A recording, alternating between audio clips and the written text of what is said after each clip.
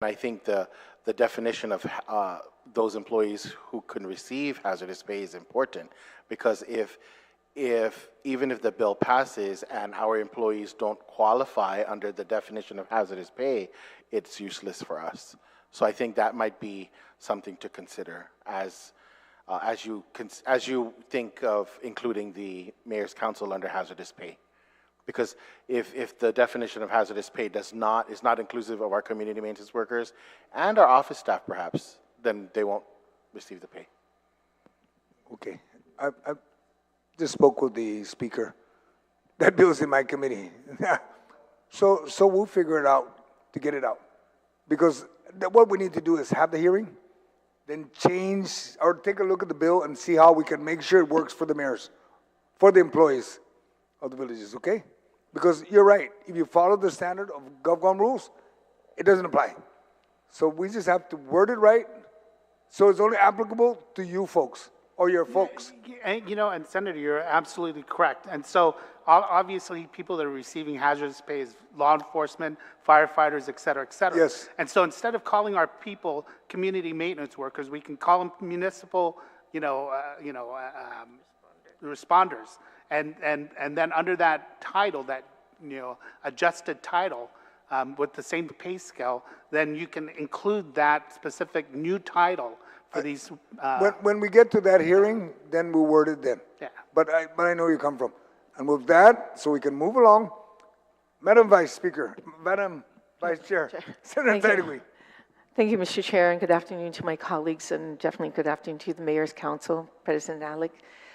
Thank you for providing your, your, at least we don't have to worry about you holding back, like other agencies being told what to put up. But wow, that is quite huge, increase. 134% increase on your budget is quite large, and we want to justify everything. A lot of the questions I had was asked by the speaker, and trying to find out where the money that was used prior. I mean, I understand that you were living large, with COVID, since you've received quite a bit of funding to the Mayor's Council, and I mean, I call it living large because of all the money that you were getting.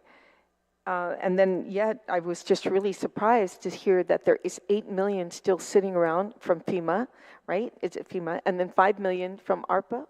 ARP? No, they're both ARPA. Oh, they're all, okay, so $8 million from ARP? So $5 million is the balance, Okay. around $5 million is the balance from the first tranche that we currently have. Okay. And $8 million is in the second tranche that has not been transmitted to us. Okay, and when is the deadline that it must be spent before you lose it? For ARP, I know it's the end of this year. If you do not utilize it, you will lose it. And what's the possibility of the mayors not being able to utilize the $5 million? There is a big possibility, Senator, and that is the reason for my request from each office to provide a plan, so that once for the remaining $8 million, once that is received, we will execute the plans that they have submitted to me. The $5 million that we currently have from the first tranche, as I mentioned to the chair, the majority of that is actually being worked on as we speak. Yeah. And so we have a new executive director, and so the new executive director is working with the Department of Administration to, it has already been executed, but the vehicles, the computer hardware, and the computer software are big factors in the $5 million. And then the balance of that $5 million, once again, has already been distributed to the mayors, but the expenditure of that balance was dependent on the purchase orders and the purchase order issue that we have with the financial management system. Okay, financial management. Is any of these under procurement? Protests? No, not protests, but have you gone through all procurement on this funding? So right now, the three things that I mentioned to you, that's what's going on with it now. As far as the balance, everything has to be, like I said, it have to be de-encumbered and then new requisitions created. It's cutting it very close, and it's very, very, very, very concerning at this point. I don't want to see any money having to go back, and that's just thorn in the mayor's side, to have that, it's unfortunate.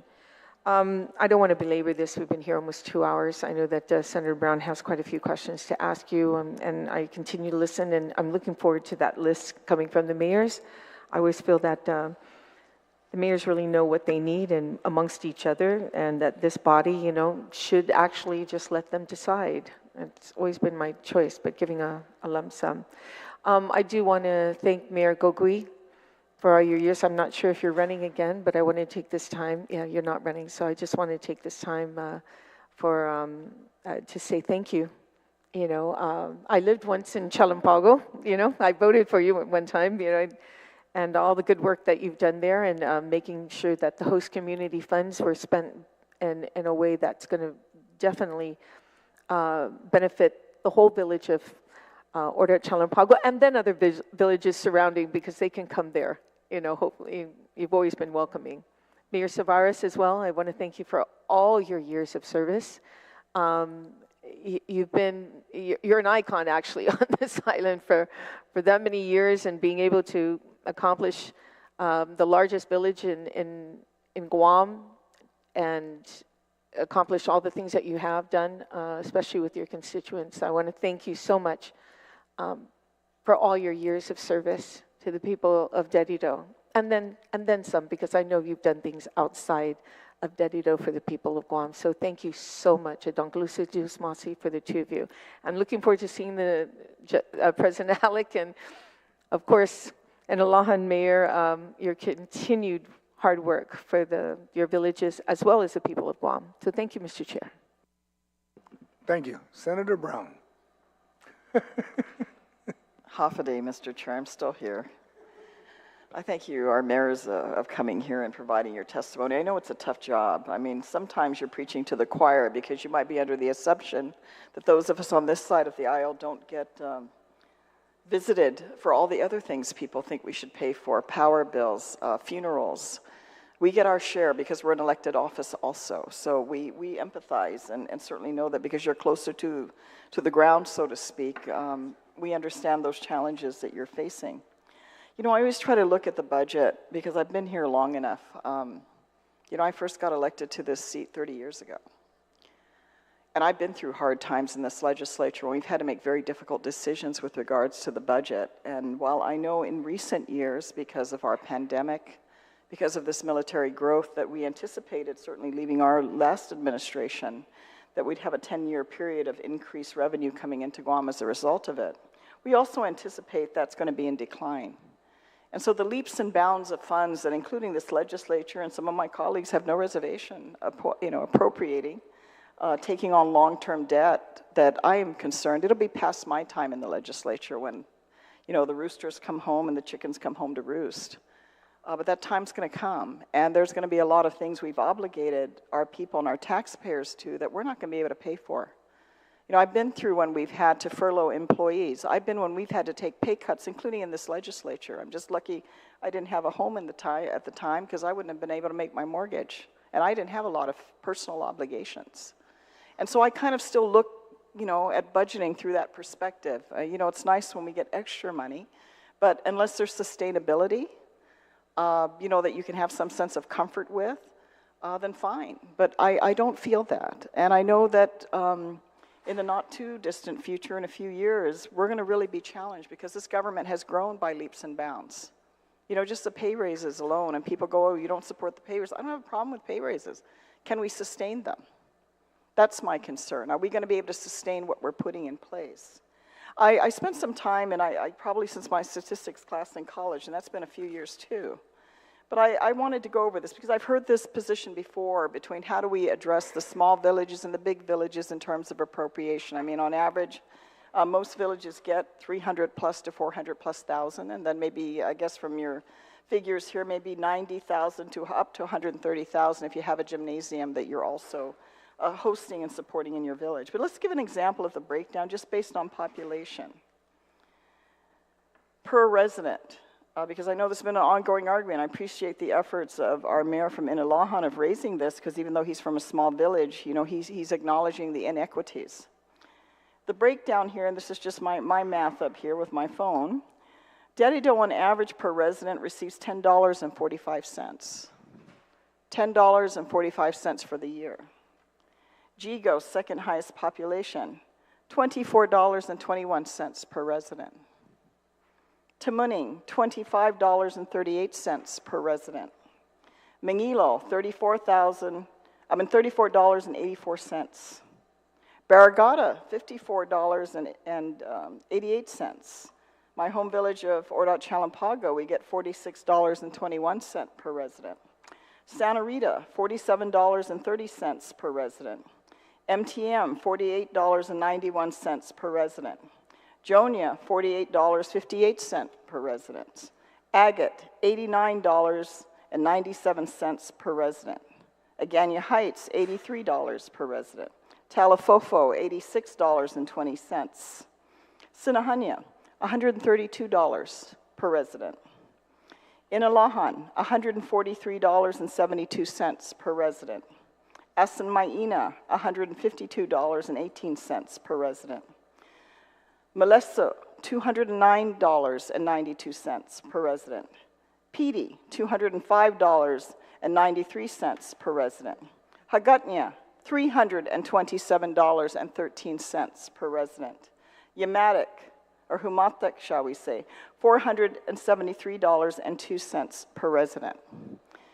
Now, in terms of vice mayors, and this came up a few months ago with the unfortunate passing of the vice mayor of Sinahanya, I don't know, it might have been in the day when the decisions were originally made, because I know a lot of families, like those that moved out of Sumai moved to Santa Rita, and certainly like my family that was here in Hagåtña after the war, they moved up to Sinahanya.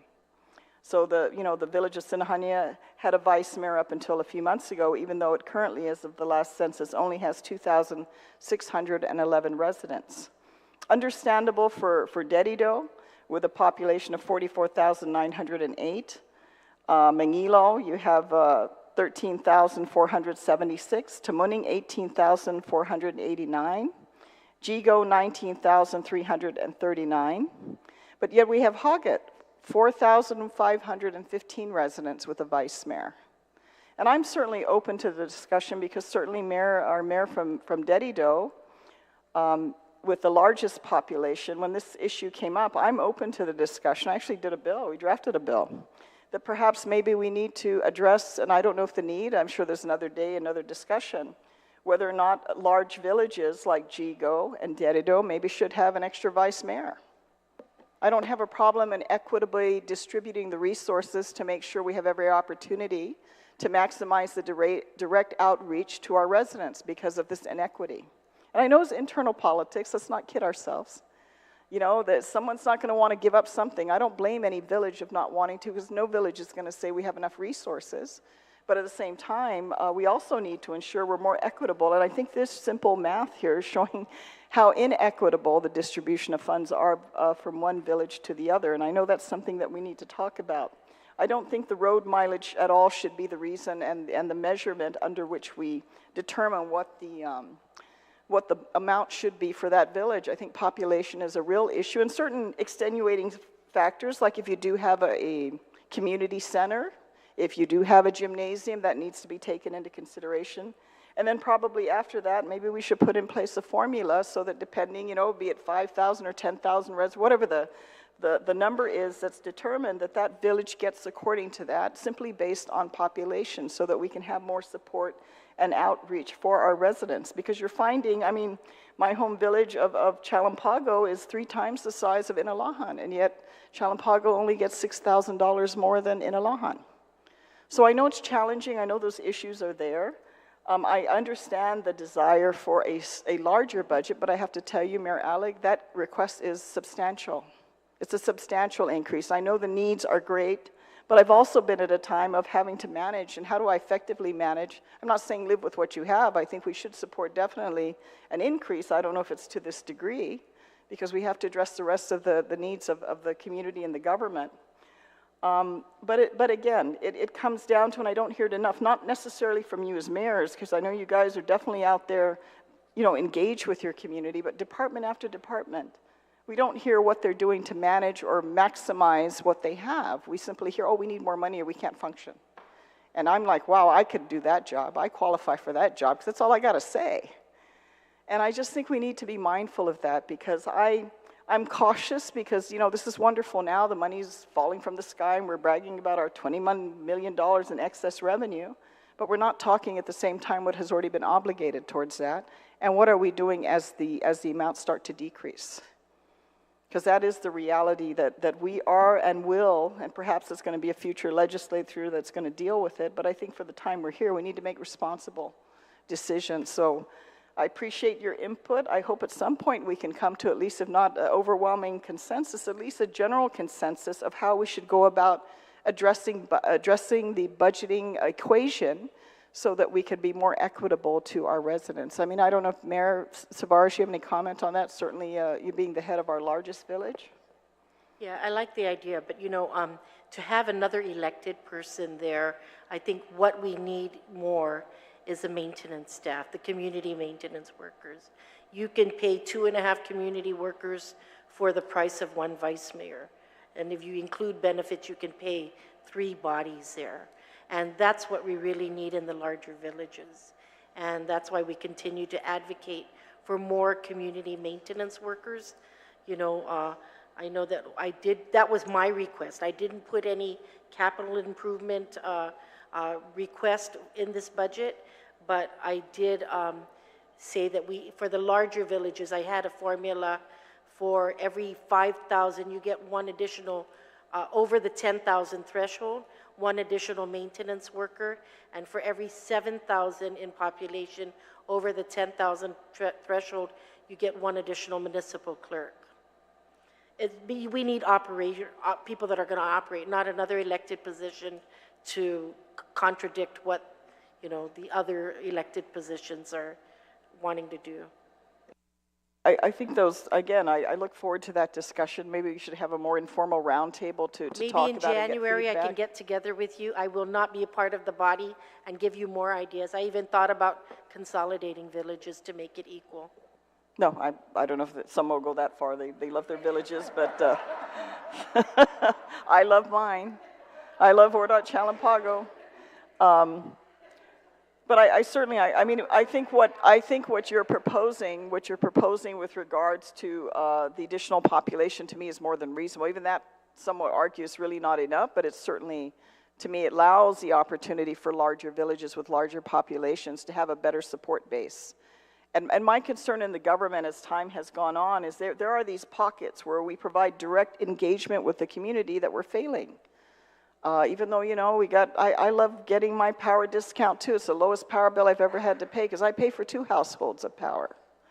I love the discount. But I'm also aware there's other critical services in our government we are not providing that really have direct impact to our community that we can assist, you know, have better quality of life. Because I'll tell you, in the end of the day, no matter what we had, no matter how much money we got in our pocket, if we don't have quality of life, if we don't have our health and well-being, we have nothing. And there's definitely areas where we can improve in our community centers and these other areas where we can get our children more engaged in sports and other activities that keep them occupied, keep them engaged in the community, have a sense of village pride. And I do want to commend our mayor. I have to tell you, Mayor Guåhan, I was very saddened, even though I kind of gauged it coming, because I didn't see a single Guåhan sign in Chalampago coming up of you stepping down and not seeking re-election, because we have been, even though you're a Democrat and I'm a Republican, we've been very pleased with the work that you've had and the direct engagement you've had with your residents. You know, I can vouch for that, and I have supported you and I have voted for you. And we will miss your work. We will miss the ability to, if we had an immediate concern or issue, if not a phone call, a message, that you would take the time to respond and try and address to the degree you could what could be done or what's the solution to fix the situation. So I at least also, you know, as Senator Tello mentioned, to publicly thank you at this point. I'm sure we'll have a resolution or some ceremony, and I'm going to make time to come and visit you at your office because we've just done great things together, including the protection of Pago Bay from large construction and money and influence that you have stood up with your residents to represent your people. So I commend you for all that you do, and we will miss you. I know you'll still be here and still be engaged as a resident of Ordot Chalampago. Even after your 10 years completed. But I've been very impressed, Mayor Guåhan, with the work you've done in our village over these many years, and we will definitely miss your presence in your current capacity. And thank you. I mean, Yeah. you know, I think it goes for all the mayors that get duly elected and step up to take care of their communities. That we don't do this for the money, we don't do this for the recognition. We do it because we want to make a difference. And here's what I've shared with many of our residents in Orda-Chalampago, is I have been and always will be a resident of Orda-Chalampago until the day I die. And even when I was on active duty and not physically present, I was voting in that village. I'd apply for my absentee ballots and fill them out and get them notarized and turned in and mailed on time so that my vote can be counted. And being the mayor is not the only way you can step up and make a difference in the community. That I thought I was able to do that even before the mayor. The only advantage I had was being the mayor is I was able to control the priorities of work that needed to get done or the people wanted to get done. And we've seen that come to fruition. You know, the closure of the Orda dump, the inclusion of center lane through Route 4 from Route 10 to down to the Hagåtña McDonald's, the building of a new mayor's office, the newest on island, and then of course this effort being capstoned by the construction of this new multi-purpose center. Again, you know, the great thing about this new facility is the fact that it will be, I mean, I'm telling you, it will be. And it may not be completed by the time I'm done, but I know that my successor will see and understand the framework or the groundwork we've laid out for this new facility. But it will be the one and only facility for at least a while until we're willing to invest in similar facilities. It'll be the only facility outside of the Department of Education system that can act as a Tier 1 shelter throughout the community. Mayor Suarez talks about Dedido, her having a Tier 2 shelter, as well as Tamuning. I think there are a couple of other villages with gymnasiums that they've hardened as a Tier 2 shelter where we can put people in, you know, after the passing of an emergency or a storm in particular. But this will be the first Tier 1. So when we go to the EOC, you know, to Homeland Security, and talk about what do we need to do to prep for an approaching typhoon in the event that it hits Guam, we can hopefully dispense of the conversation as, well, how soon can we close down the schools to get the schools ready for a tier 1, you know, for shelters. And in fact, during Typhoon Mawar, if you take a look at the statistics, typically Carbolito and GW are the two schools that are opened up as Tier 1 shelters during an approaching storm. During Typhoon Mawar, there was actually less than 200 people that were sheltered in the central region for Typhoon Mawar. So this being located where it's at, we can actually not be forced to open George Washington and or Carbolito for the central region. And I'm hoping that over time, this will allow the government to understand and create a paradigm shift that facilities managed by the mayors are better poised to manage these shelters and take care of our people as we always do, as opposed to burdening the Department of Education with this responsibility and putting additional wear and tear on those facilities. And we've recently seen how all of what we do in these schools have worn out our facilities and the need to fund them. And so we've got to figure out a solution. And since I've been in office back in 2009, this was one of the things that I wanted to work on, because Orda-Chalampago Elementary School is also considered a Tier 1 shelter, but it's a secondary Tier 1 shelter. You know, if GW and Carbolito is open at capacity, then the next school they'd open up would be Orda-Chalampago Elementary School. And so I wanted to try to make sure that that didn't happen or doesn't happen during my time. Unfortunately, it hasn't happened, or it only happened once where we actually had to open up the elementary school. But in the future, hopefully that will not happen at all, where we have to use our elementary school as a shelter.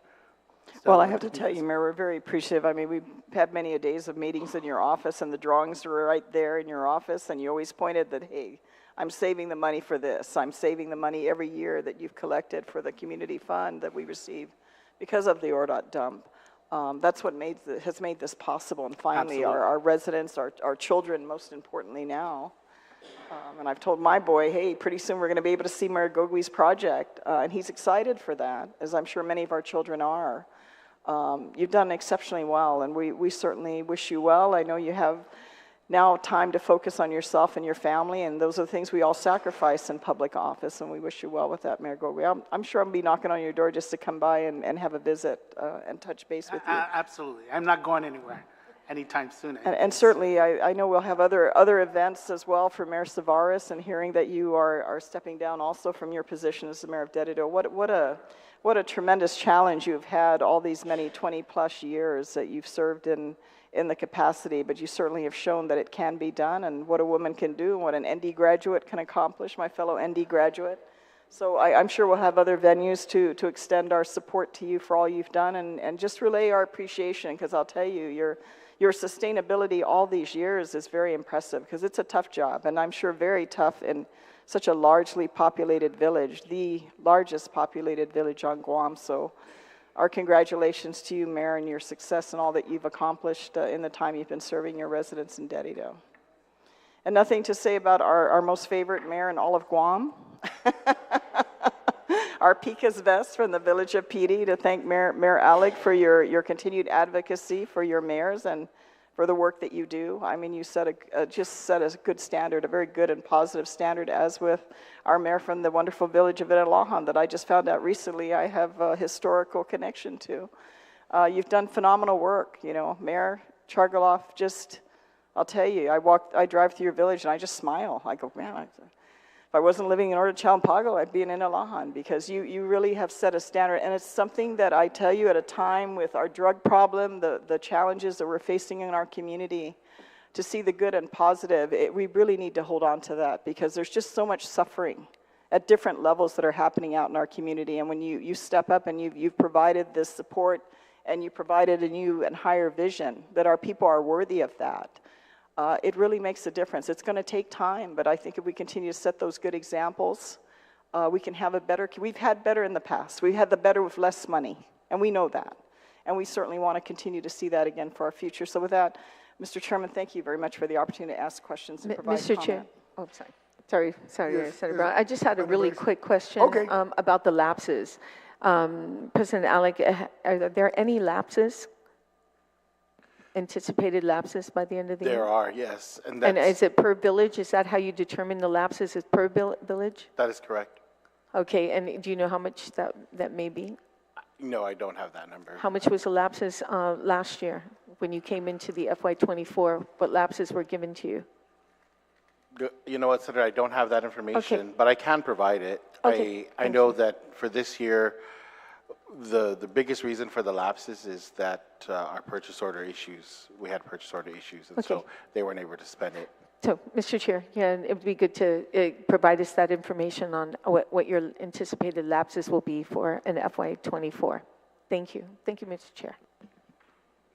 Thank you. Oversight Chair, do you have any follow-up questions you want to ask? Go ahead. I have one more question. I didn't want to ask the question because you gave a wonderful closing already, commending you all for, you still have one more day, if you decide to change your mind. Maybe not. Yeah, but, just in case. But the question I wanted to ask, we're homelessness. Do you guys provide any services, or, we were talking about the expired animals and all that stuff. Have you expanded, so we can say go to the mayor's office again, or no? But do you guys have a program, or is there something at your level that you guys have done to kind of maybe help the homeless population? Yes, absolutely. I don't know how many more exclamation marks after that, yes.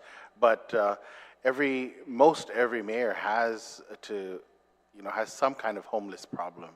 And we've been lucky to be able to work with OHAP.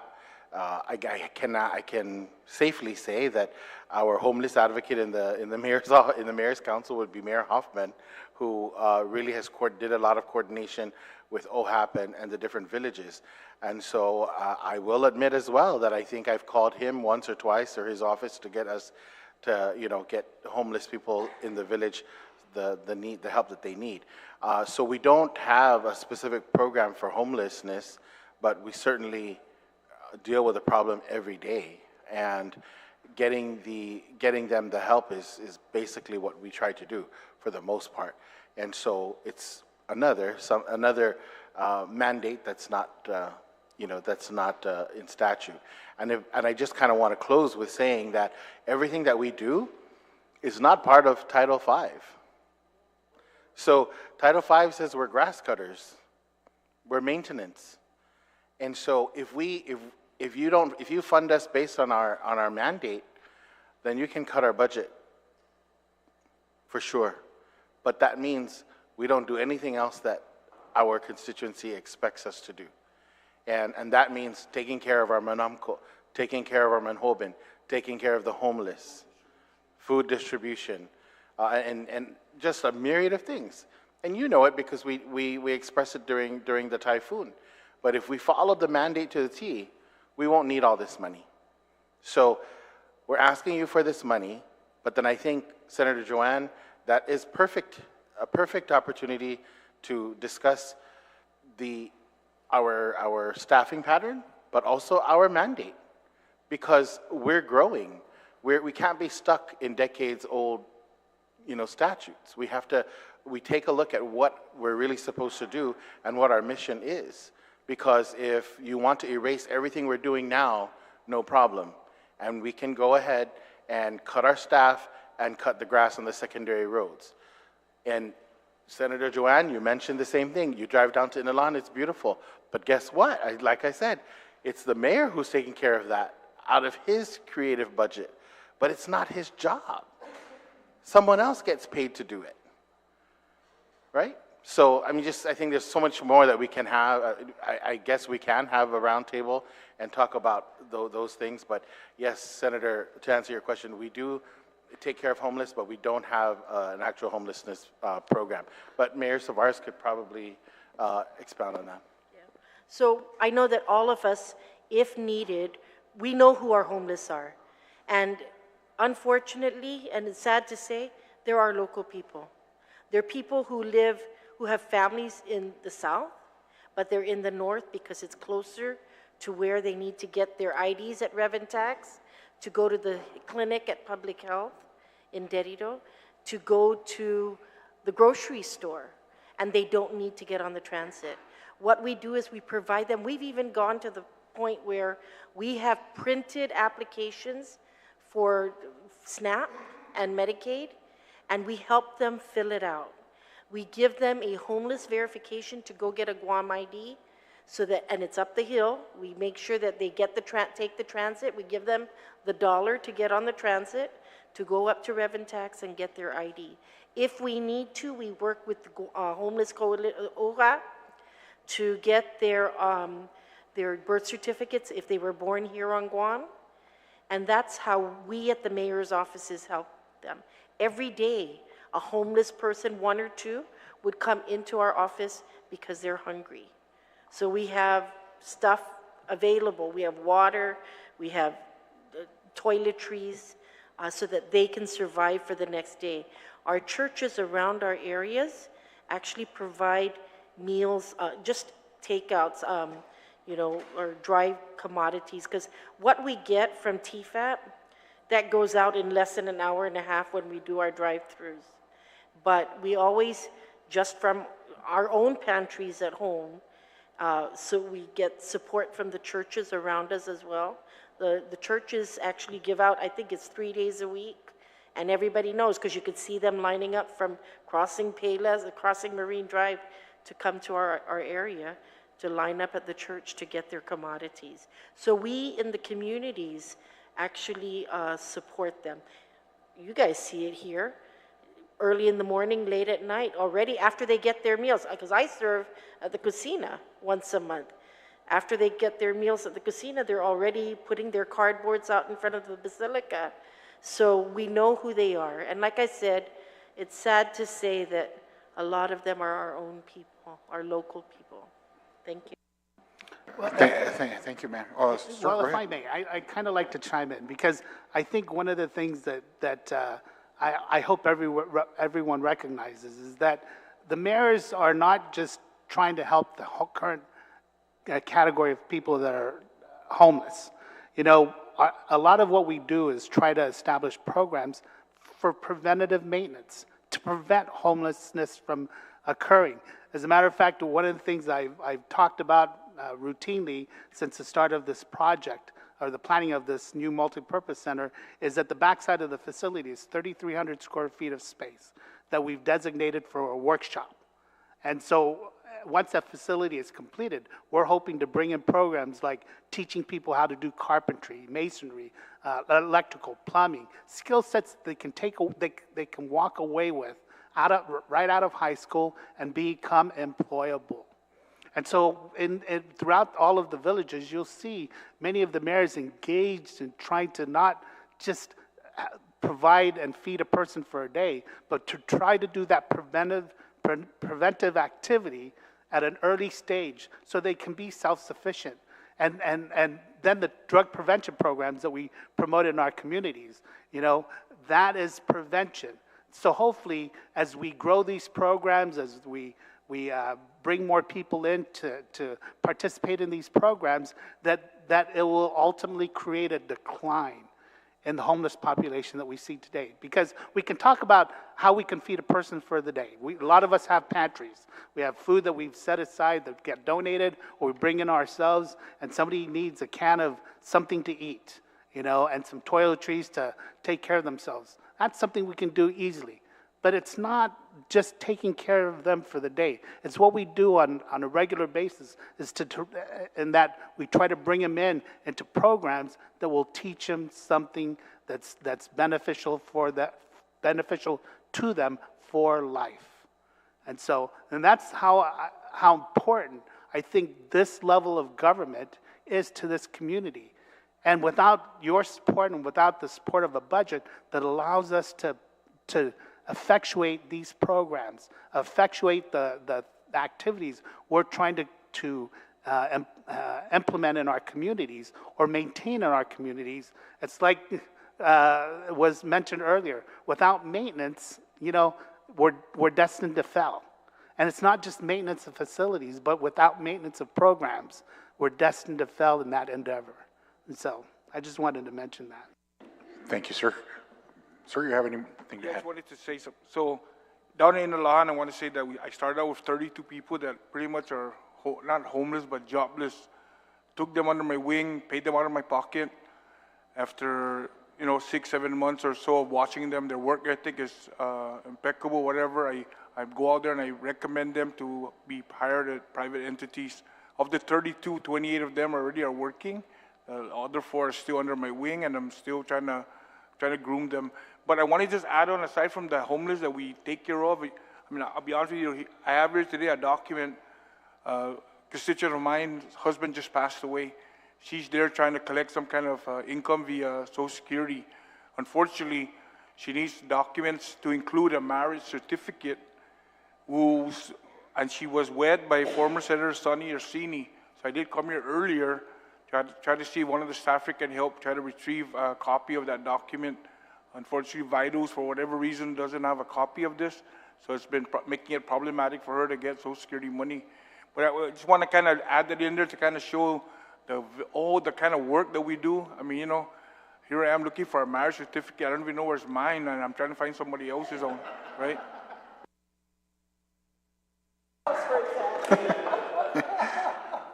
It's wonderful. We're ending this on a very, very good note. But to all the mayors and to all our municipal leaders, I thank you very much for all your hard work. Mayor Gogui and Mayor Savares, I know you're both on your way out, and you still speak very passionately about your people. So I want to take this moment to commend you for your years of service, and along with my colleagues here, we want to congratulate you and bid you well in your upcoming endeavors and where life takes you. And God bless you both. With that, Mr. Chair, I have nothing further. Thank you. Thank you, Senator Nicholas. Madam Speaker, I know you had, Just wanted to say also thank you to Mayor Gogui, Mayor Savares. I'm shocked, Mayor Gogui, I didn't know you're not going to run again. But I know you're just maybe leaving an office that you've dedicated a large part of your lives to, but I know you're not leaving your communities and they're not going to let you go, and that you're always going to be very held so strong in all of their hearts because of all the work you've done, just like you're held in all of our hearts because of all the work you've done. Really, Sitsuas Maasi from the bottom of our hearts. Thank you to all the mayors for all your work. all right. And again, well, for me, I think 3 mayors that are not running for re-election, it's, how many? Not running, there's Mayor Savares, Mayor Gogui, Mayor Chargloff, who else?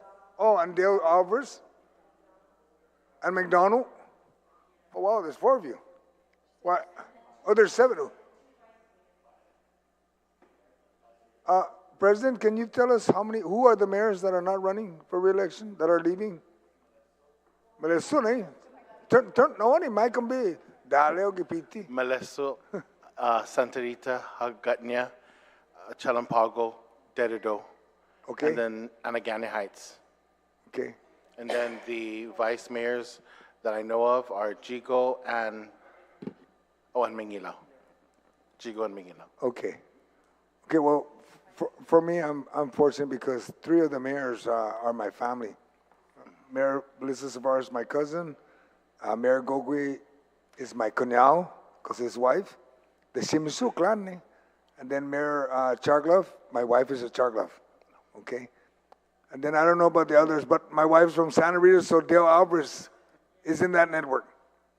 And then I guess that's Mayor Juan Cruz, no? He's not running.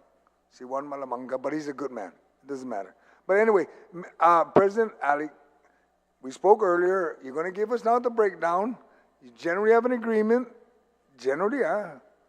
on dispersing or funding or budgeting the Mayor's Council based on the villages. Okay? As soon as I get that, we'll work it. I work with the colleagues. I will call you to a meeting. I already know where the 2 stands or the 3 stands, so we'll move from there. And Yes. I'm not going to call for Mayor's Council meeting. No, we already passed that point. We're already at the legislature's level. We're going to move on that and work it and see how we can work it, because I like to see. I'm just trying to figure out, maybe you can lend the other villages their template. We don't need to worry about signs saying speed limit. We can read it on the road. It's great. That's a great object. When people say they don't know the speed limit, Atan Papa sa Dinauma, it's right in front of you. But we work on it because I understand where they come from Deredo. I don't know about an additional vice mayor, but the same token, the question is, vice mayors are not supposed to be doing maintenance. That's not what their job is. And I spoke to your oversight chair. He's going to look at the Title V so that nobody ever brings it up that, hey, if you want to reduce the budget, this is your chance. No. Folks need to understand what you guys do. We figure that out, make the amendment. Speaker Terlai's Bill 150 on the hazardous, it's going to come up real soon before the end of May. We're going to have that hearing, hopefully May 20th, and then we hear this and we get this wrapped up and make the amendments to make it right for the mayor's employees, and we can move on that one. Okay, and with that, Thank you. I want to thank everyone for attending this hearing and for providing feedback and suggestions. Mayor's Council of Guam's budget hearing is now adjourned. The time is now 4:32. Sidzus Masi, and please have a nice and safe day. Thank you.